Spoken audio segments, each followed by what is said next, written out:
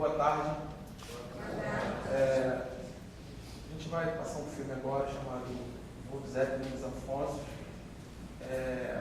Até então, quando fui convidado pelo Coronel Ricardo para dar essa contribuição aqui nessa tarde, eu não havia conhecimento do que era essa primeira estada do Graf Zeppelin aqui nos Afonsos.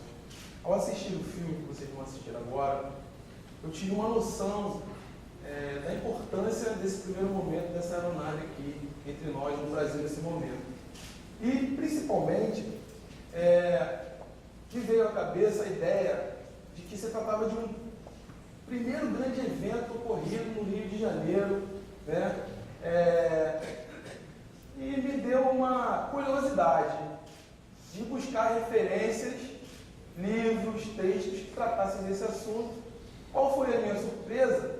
Que a bibliografia sobre essas viagens, sobre tudo que o Zeppelin fez aqui no Brasil, é incipiente. Praticamente não existe. Temos uma monografia que foi escrita pelo suboficial Henrique lá do museu, que trata da história do Zeppelin, né? Que é muito boa, por sinal. Mas nada, assim, relativamente importante para que nós tivéssemos condição de fazer a pesquisa. E aí nós fomos recorrer ao jornais. Qual foi nossa maior surpresa ainda?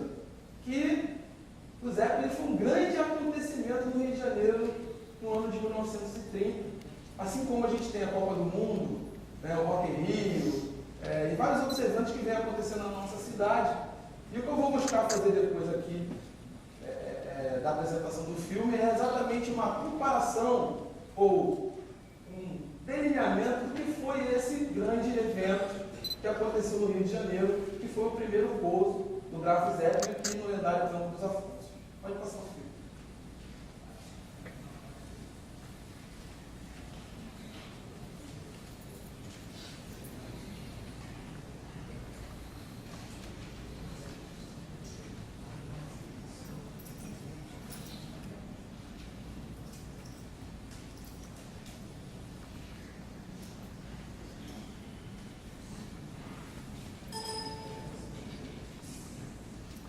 Quando começa é importante. O filme é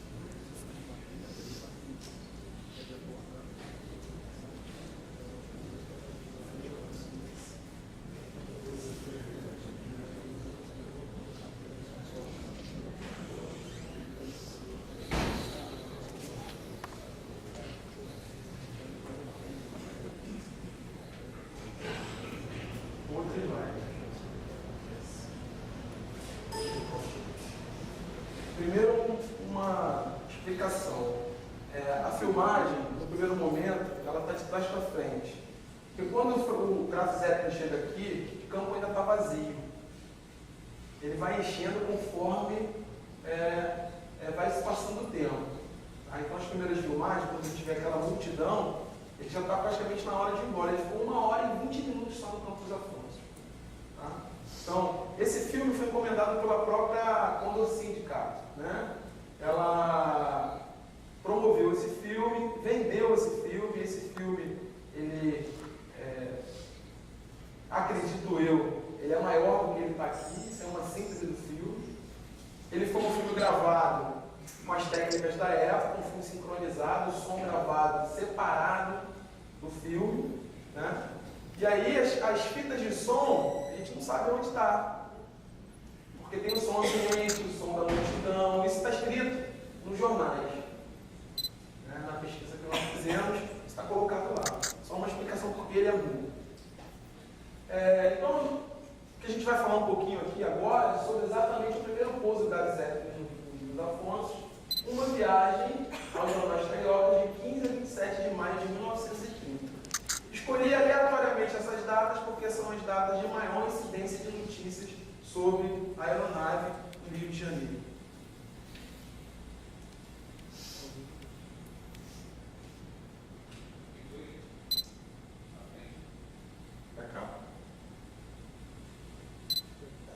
Então, uma foto do tipo cartão postal, de celebração da visita. A gente vê ali o lugar do Grupo dos Afonsos, ainda em construção, no Parque dos Afonsos, né? E atrás lá o hangar central também em construção, todos os dois construção no ano de 1930, né? Nós fomos fazer uma visita técnica agora, há pouco tempo, o museu fazer uma visita técnica lá nos Afonsos, e descobrimos que essas construções são da primeira metade do ano de 1930. É a construção do parque de aviação, né, militar, e o Graf Zeppelin está chegando ali por cima do parque, né?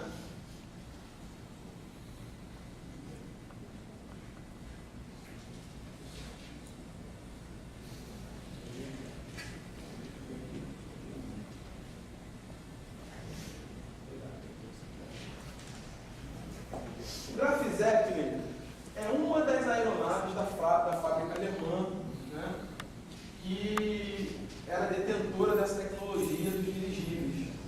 Ele é, na verdade, a aeronave número 127 e é o maior sucesso da empresa. Vai fazer em 1929 a volta ao mundo. Existe um filme na internet, no YouTube, sobre a volta ao mundo do Graf Zeppelin. Quem quiser consultar, está lá. São 88 minutos de filme. E ele fez 590 voos, cobrindo uma distância de 2,7 milhões de quilômetros. É um sucesso da empresa, um grande sucesso, que vai ser substituído pelo Hindenburg, que vai ter um acidente fatal, um incêndio lá nos Estados Unidos, né? Esse é o interior do Graf Zeppelin.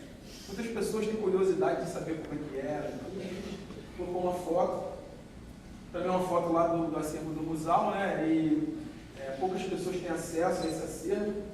Então a gente está aqui mostrando como era o cotidiano do interior da aeronave, as pessoas jogando xadrez, né, se alimentando, tudo ali nesse salão.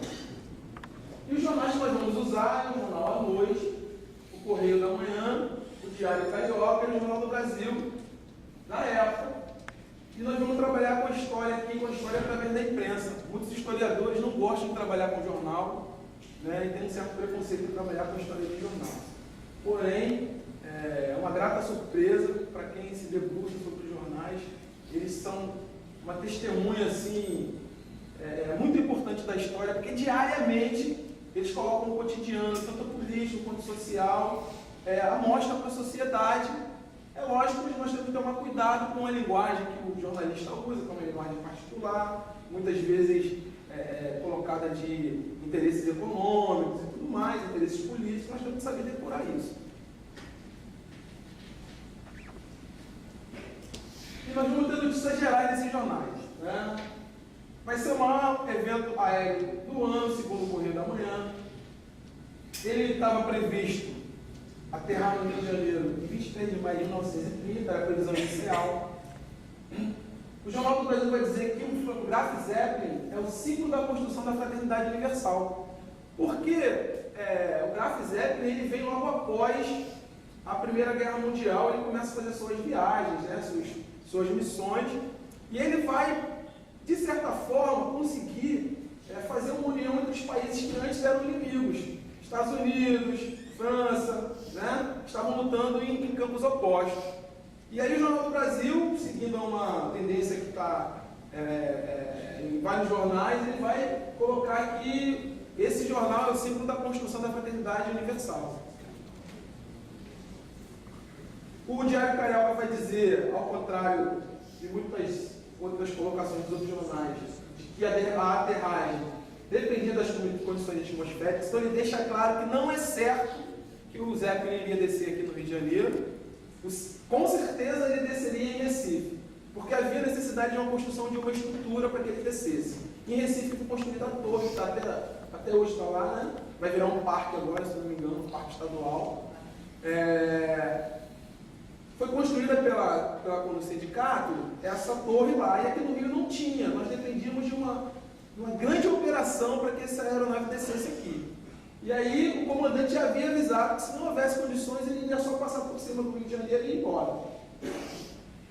E havia um brasileiro na viagem, que era o Dr. Vicente Licínio Cardoso, que foi convidado a viajar, veio da Alemanha na aeronave, era engenheiro, professor, e foi convidado e deu muitas entrevistas quando chegou no Rio, ficou famoso, né? Porque era o primeiro brasileiro a voar no Zeppelin.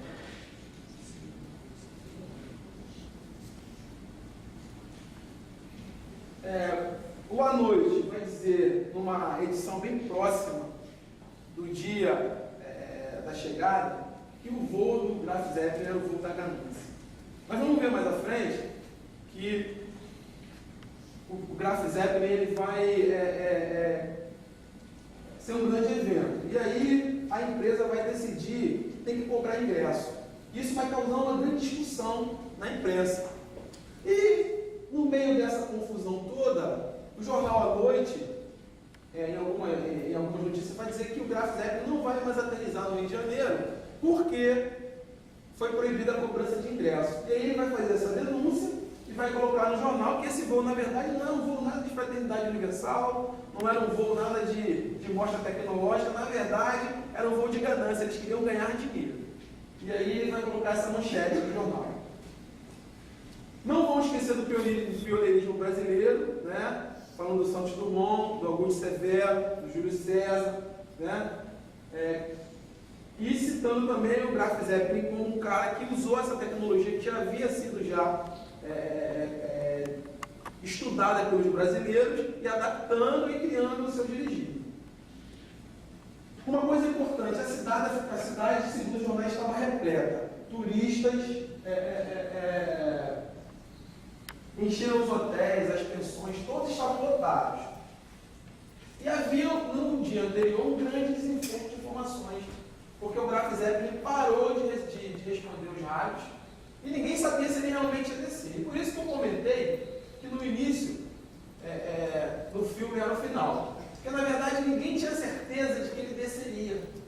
E as pessoas, quando ficaram sabendo que ele tinha aparecido no céu, né, da Zona Sul, começaram a correr para o Campo dos Afonsos para poder chegar a tempo de vê-lo. E aí houve um grande desencontro de notícias, ninguém sabia, e no final algumas pessoas não conseguiram ver o Graf nos Afonsos. Isso é uma foto para mostrar que a cidade realmente estava repleta, né, também lá no acervo do Museu. Carros, pessoas, a gente vê lá no fundo o Hotel Glória, né? A gente vê o roteiro da Glória, o Pão de Açúcar, as pessoas todas assistindo a passagem do Graf Zeppelin. Pela manhã, isso devia ser lá por volta das 5 horas da manhã. Foi o horário que ele começou a voar no Sul. Eles vão falar sobre o grande evento. Primeiro item do grande evento, né? É a infraestrutura e o policiamento. Isso é uma coisa muito necessária para que se escondesse um grande evento, né? E aí, a gente, lendo o jornal, a gente vai observar que houve essa preocupação. E aí, a primeira coisa, escolher o lugar. Houve uma disputa entre o Galeão e Afonso para ver quem iria realmente receber a aeronave. Com critérios técnicos e critérios também de proximidade e facilidade de chegar até o campo, porque para chegar à ilha do governador havia necessidade de atravessar de barco, e não tinha ponte ainda, foi escolhido o Campo dos Afonsos. Né? O início dos preparativos da escola de aviação também foi comentado no jornal e ficou sob a responsabilidade do general Mariante, que era o comandante da escola de aviação. E houve a necessidade de 1.200 homens serem treinados para que acontecesse a aterrissagem. Não sei se vocês observaram no filme. Um grupo corria para lá, outro corria para cá, porque ninguém sabia o que estava fazendo na verdade, não se tinha uma certeza do que era. Foi um treino, houve um treinamento, mas houve um problema na primeira aterrissagem. Não houve a primeira aterrissagem, e ele levantou, ele saiu de novo, deu outra volta no campo, até tomar a posição, e aí conseguiu a proa correta, desceu, porque havia muitas bandeiras, flâmulas, sinais que eram feitos, e era uma confusão de comunicação, e muitos soldados, mas graças a Deus lá eles conseguiram resolver os problemas e conseguiram descer a aeronave. E aí, uma coisa muito interessante, o jornal vai mostrar o mapa do Campo dos Afonsos, de como ia ocorrer o evento. Né? Então você vê ali, que ó, isso aqui é a linha de bonde que vinha de Marechal Hermes. E o hangar da Tecué, né? Onde vai ter entrada também de pessoas no campo. Essa área toda aqui, ela vai estar reservada para a população. Os trens da Central do Brasil vão vir por aqui e vão descer aqui dentro do campo de Arinha, vir até aqui, eles desciam aqui dentro. Os carros viriam por aqui. O primeiro grupo, que era o grupo tinha entrada livre, aqui eram os convidados, e aqui era um outro grupo, que se não desse vazão aqui, eles entravam na terceira cancela. Vocês vão observar aqui, ó, o hangar duplo e o hangar central. Aí aqui todo o esquema de segurança, aonde ficava a Guarda Civil, né? A Guarda Civil ficava aqui e aqui do lado de fora, todo mundo policiando, e o Exército, né? Ficava por dentro do cordão que foi feito, um grande cordão de isolamento, para que as pessoas não entrassem na área reservada da aterragem na aeronave. Uma coisa interessante, o Graf Zeppelin era visto como se fosse um navio, não uma aeronave. Quando ele chega ao Rio de Janeiro, o grupo que vai fazer a primeira fiscalização dentro da aeronave vai ser o grupo do Porto, a Alfândega, Saúde Portuária e a Polícia Marítima. São eles que vão ser os primeiros a entrar dentro da aeronave e fazer todo o reconhecimento para ver se tinha alguém doente, se tinha algum documento errado. Isso tudo como se fosse um navio. Outra coisa interessante, né, é que eles vão deixar claro nos jornais essa área guarnecida pela Polícia Civil, e os jornais vão reclamar muito da maneira como foram tratados nesse evento, porque eles foram proibidos de se aproximar da aeronave, e já havia uma combinação anterior que eles poderiam. Os convidados também da empresa, que também iriam próximo, também não conseguiram. Porém, eles reclamam e dizem, né, que os militares colocavam pessoas que não tinham nada a ver com a situação para dentro da corda e eles não conseguiam entrar. Até que o general, ele próprio, vai até a corda e ordena que mandem deixar entrar a imprensa, os jornais, para chegar mais próximo. Senão eles não teriam conseguido entrar. E aí há uma crítica muito grande à organização do evento por conta disso. Que é a foto mais próxima, né, para a gente entender a quantidade de gente que entrou, na verdade, do isolamento. Vocês vão observar que não tem só militares aqui, tem pessoas com chapéu, né, tradicional da época, as pessoas usavam. Né? E nós vamos falar um pouco dos ingressos. Houve uma grande confusão.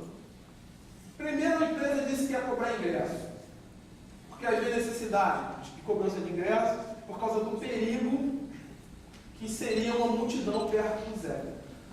Aí houve a cobrança, eram 5 mil réis para quem tinha que comprasse um distintivo dourado da empresa, prateado da empresa, e ficaria naquela área distante, e 10 mil réis para quem comprasse distintivos dourados da empresa, que ia ficar naquela área reservada mais próxima do gráfico. Os jornais caíram de pau, criticaram, falaram muito mal. E aí, houve uma mudança de pensamento. A empresa já começou a dizer que havia necessidade financeira, porque era muito cara a viagem de Zeppelin até os Afonsos, era muito dispendioso e eles precisavam de dinheiro para garantir a viagem. Por sua vez, o Jornal do Brasil, lá no dia 18, vai dizer, olha, realmente há necessidade do dinheiro e da segurança. Mas o general vai dizer, não, não pode cobrar. E aí vai haver um desencontro de informações e vai chegar à imprensa a notícia de que o governo já havia pago 100 contos de réis para garantir a viagem até o Rio de Janeiro. E aí a confusão aumenta mais ainda. E mesmo assim, né, com toda essa confusão, ainda houve ponto de venda de ingressos no dia que foi denunciado pelo jornal. Então, foi uma grande também confusão que houve nesse evento. Acho que era os cambistas, né? Mobilidade urbana é um outro item do grande evento. Se preocupa logo com trem, metrô, a gente escuta aí todo tempo. Vai ter trem, vai ter metrô, não vai funcionar, a cidade vai parar. Houve essa preocupação também, né? A empresa a Central do Brasil, ela vai disponibilizar horários extras de trem, todos os trens da Estrada de Ferro vão parar em Bento Ribeiro, né? E esses trens vão fazer uma ligação direta com os trens que vinham até aqui aos Afonsos. Os bondes vão fazer horários também, os ônibus vão vir no centro da cidade, trazendo as pessoas até Madureira. O tráfego de automóveis vai ser melhorado, nós vamos ter a utilização de 97 inspetores de trânsito, vai haver asfaltamento de ruas que estavam em obra e vai acontecer o primeiro engarrafamento da história do Rio de Janeiro. Que quem fala muito disso é o Gustavo, lá do museu. Ele sempre fala que o primeiro engarrafamento que houve no Rio de Janeiro foi quando o Graf Zeppelin esteve aqui. Porque, na verdade, foram 4.000 automóveis vindo para o Campo dos Afonsos ao mesmo tempo, praticamente. E 3.000 tentando voltar rapidamente atrás dele para ir acompanhando, para ver ele chegar até a Zona Sul. E houve um grande nó. Então, aqui tem um anúncio, tá, da época do jornal, anunciando o ônibus especial de luxo da Light, empresa de eletricidade, que também fazia transporte urbano. Telecomunicações. Vai haver também um birô especial para os jornais aqui na Escola de Aviação Militar, construído pela Companhia Telefônica Brasileira. Ela vai disponibilizar linhas telefônicas para que os repórteres possam entrar em contato com as redações o mais rápido possível. A gente escuta falar isso também nos grandes eventos, né? Vão haver venda de produtos e serviços, venda de selos, né? Os filateristas vão comprar selo, né? Vão comprar selo lá, né? Vai ter selo de 5.000, de 10.000 e de 20.000 réis, tá? A Casa Germânia vai anunciar. A Casa Germânia, ela parece muito assim, brasileira, né? Ela vai anunciar, na verdade, produto que não vem da Alemanha, né? Ela vai botar no jornal que estão chegando no carregamento de anilinas para se tingir roupas.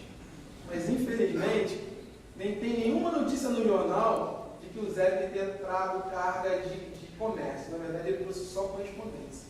Então, eles colocaram uma propaganda enganosa no jornal. As casas lotéricas vão usar o evento. O Automóvel Cord da Alma Automóvel vai fazer uma propaganda também. Vão ver anúncios de aulas particulares. O cara vai colocar no jornal assim: não está vendo o Zeppelin? Fruto de grandes mentes, de pessoas que estudaram aritmética. Venha fazer aulas particulares aqui com o professor fulano, que você também vai ser um grande nome. Está lá no jornal. Muito interessante. Aqui são alguns dos anúncios dos filatelistas, né? Aqui, um anúncio da lotérica dizendo que tinha um clandestino a bordo, que só ia pagar a passagem depois que jogasse no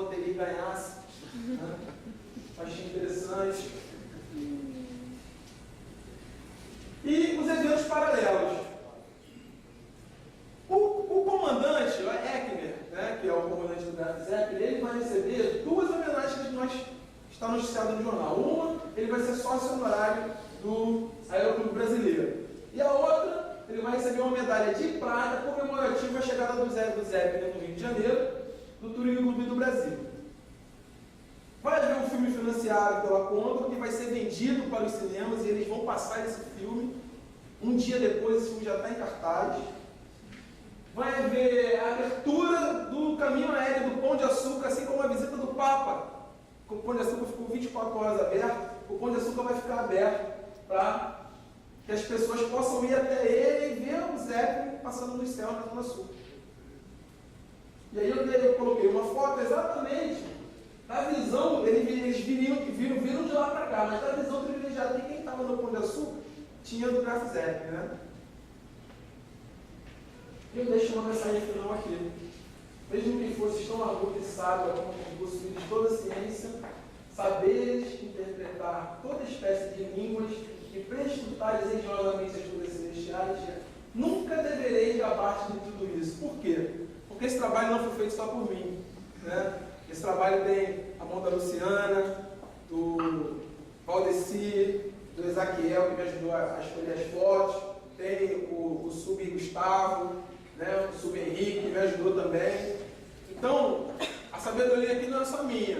A sabedoria aqui é de várias pessoas que trabalham lá diuturnamente no museu para poder fazer com que as coisas aconteçam. Tá? Muito obrigado. Boa tarde.